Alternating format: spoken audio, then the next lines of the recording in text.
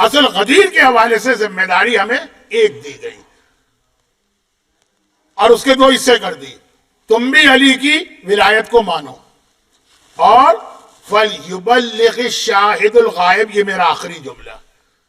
اور یہ حضرت علامہ طالب جوہری مرحوم کا بہت اہم نکتہ تھا جس کو وہ بہت ریپیٹ کرتے تھے. میں اسی پہ اپنی بات ختم کر رہا. کہا کہ ولایت کے اعلان کو مانو اور فَلْيُبَلِّغُ الشَّاهِدُ الْغَائِبِ، جو یہاں اس وقت موجود ہیں، شاہد مانے وٹنس جو خود ہیں، وہ غائب کو یہ پیغام پہنچا اور باپ اپنی اولاد کو یہ پیغام پہنچا. تو دو ذمہ داریاں ہو گئی. خود اقرار کرو کیا علی میرے مولا ہو گئے. بھئی محبت علی کی تو ہمیشہ سے ہم کرتے آئے. اب آقائی کا اعلان، وہ آقا میں غلام، یعنی جو پہلے زمانے میں غلام کہتے تھے کہ میں آپ کا غلام، آپ مارے کہ کاٹے کہ جلائے کہ آگ میں پھینکے کہ پانی میں بہائے، میں آپ کا غلام. شاید دنیاوی آقا کے لیے تو جملہ غلط ہو، لیکن علی کے لیے جملہ بالکل صحیح.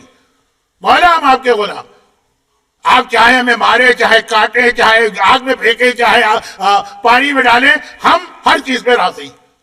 علی ایسا کریں گے نہیں. علی کہیں گے اللہ کے احکامات مان لو، لیکن اقرار. اور دوسرا اعلان.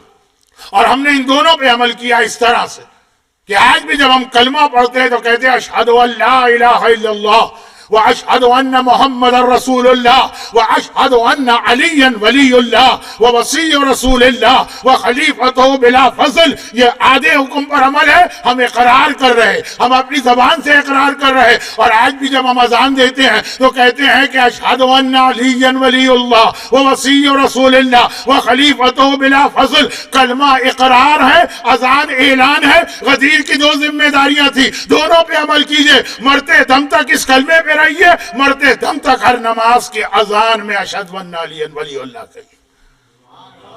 پھر آپ دیکھیے گا کہ واقعاً علی کا بیٹا تڑپ کے کتنے جلدی ظاہر ہوتا.